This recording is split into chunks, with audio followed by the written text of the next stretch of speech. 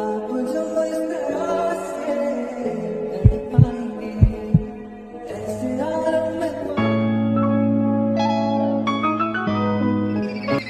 वो मिल गया जिसकी हमें कब से तलाश थी, बेचैन की प्यास थी।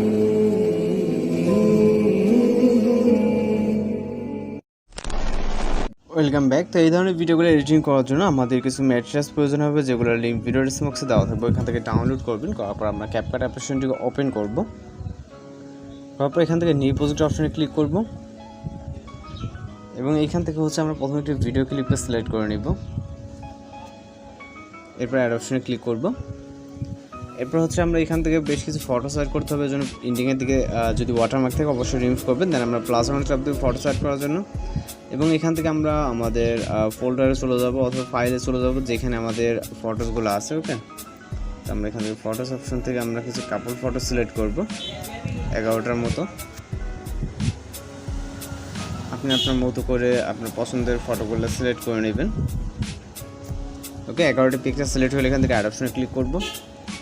এরপর পিকচারগুলো ফুল স্ক্রিন না থাকলে সেগুলোকে অবশ্যই জুম করে ফুল স্ক্রিন করে নিতে হবে।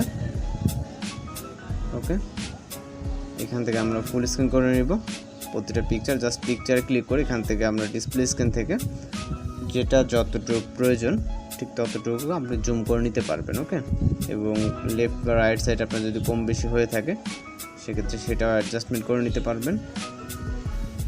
ওকে, এবার হচ্ছে আমরা একটা মিউজিক অ্যাড করবো জন্য ভিডিও রিস্টার্ট পজিশন চলে যাবো, যার পর অ্যাড অডিও, তারপর এখান থেকে সাউন্ডসে চলে যাব। এরপর এখান থেকে আমরা ফাইল আইকনে যাব এবং এখান থেকে আমরা ফর্ম ডিভাইসে ক্লিক করব। তারপর এখান থেকে আমাদের মিউজিকটাকে সিলেক্ট করে নিতে হবে।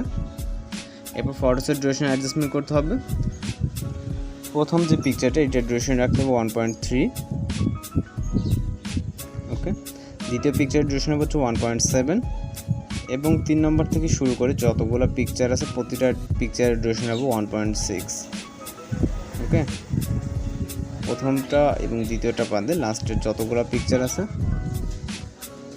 প্রতিটা পিকচারের ডিউরেশন হবে হচ্ছে 1.6। ওকে ওকে ডিউরেশন অ্যাডজাস্ট হয়ে গেলে এখান থেকে আমরা অ্যানিমেশন অ্যাড করব। পিকচার স্টার্ট পজিশনের দিকে চলে যাব, যাওয়ার পর আমরা পিকচারের উপর ক্লিক করে অ্যানিমেশনে ক্লিক করব এবং এখান থেকে আমরা কম্বোতে যাব। যাওয়ার পর এখানে বিভিন্ন ধরনের অ্যানিমেশন আমরা পেয়ে যাব। ওকে, এখান থেকে আমরা যেমনটা এখান থেকে জাস্ট জুম ওয়ান অ্যানিমেশনটাকে সিলেক্ট করে দিব প্রতিটা পিকচারের জন্য। আপনি চাইলে আপনার মতো করে ডিফারেন্ট কোনো অ্যানিমেশন কিন্তু সিলেক্ট করতে পারেন। ওকে, তো এখান থেকে আমরা জুম ওয়ানটাই সিলেক্ট করে দিব। মূলত জাস্ট পিকচার ক্লিক করবো এবং অ্যানিমেশন থেকে আমরা এটা কম্বোর ভিতরে পেয়ে যাব। ওকে, কম্বো ক্যাটাগরি থেকে আমরা জুম ওয়ানটাকে সিলেক্ট করে নিব। জাস্ট পিকচারের লেয়ারে ক্লিক করবো এবং হচ্ছে এখান থেকে আমাদের অ্যানিমেশনটাকে সিলেক্ট করে দিতে হবে। ওকে, তো এইভাবে কিন্তু খুব সহজে আপনি অ্যানিমেশনগুলোও অ্যাড করে নিতে পারবেন। এখানে খুব একটা ঝামেলা হবে না। এবং হচ্ছে আমরা এখানে একটি ওভারলে ইফেক্ট অ্যাড করবো, এই জন্য ফটো স্টার্ট পজিশন। এরপর হচ্ছে আমরা ওভারলেতে ক্লিক করবো, তারপর অ্যাড ওভারলেতে, তারপর ভিডিওস অপশনে যাব, ওভারলে ইফেক্টকে সিলেক্ট করে এখান থেকে অ্যাড অপশনে ক্লিক করব। ওকে, এটাকে ফুল ফ্রেম করব এবং এইটাকে আমরা হচ্ছে ভিডিওসের স্টার্ট পজিশনে রাখবো।